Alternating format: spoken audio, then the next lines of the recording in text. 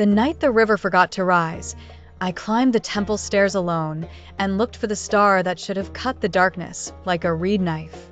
Sopdet was late. The air smelled of dust and old prayers. Down in the courtyards, braziers hissed. Priests walked in pale files like egrets, and my people slept. Majesty, my vizier had said at sunset, we can command stone. We cannot command the Nile. Order more dikes. Dikes demomis. Build walls higher than fear. He meant well. He always did. But the higher a wall grows, the more it wants to believe in its own shadow. At the top of the stair, the astronomer waited, a thin woman with chalk on her fingers.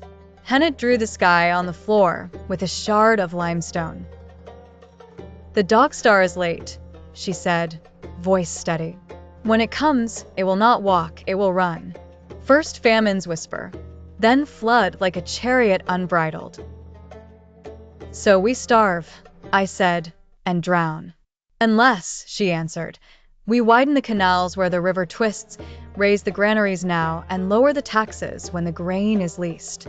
The small bowls must not empty first, Majesty. Balance is a scale, not a crown. Balance. Maat.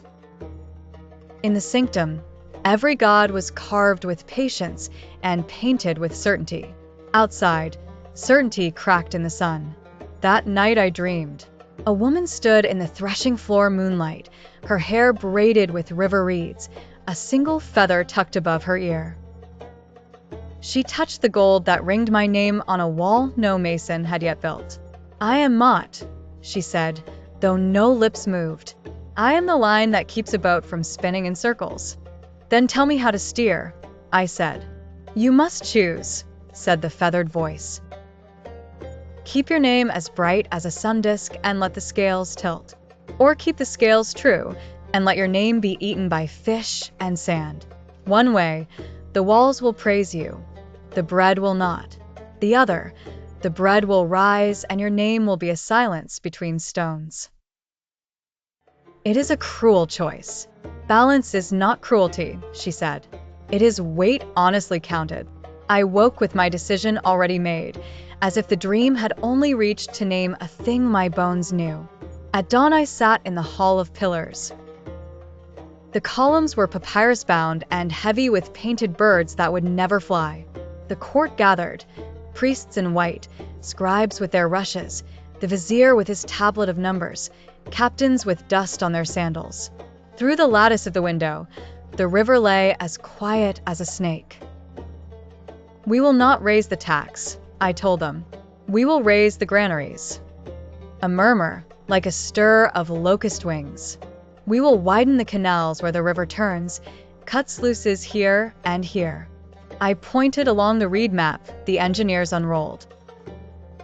We will post watchers every mile to measure the water with nothing but a stick and honest eyes.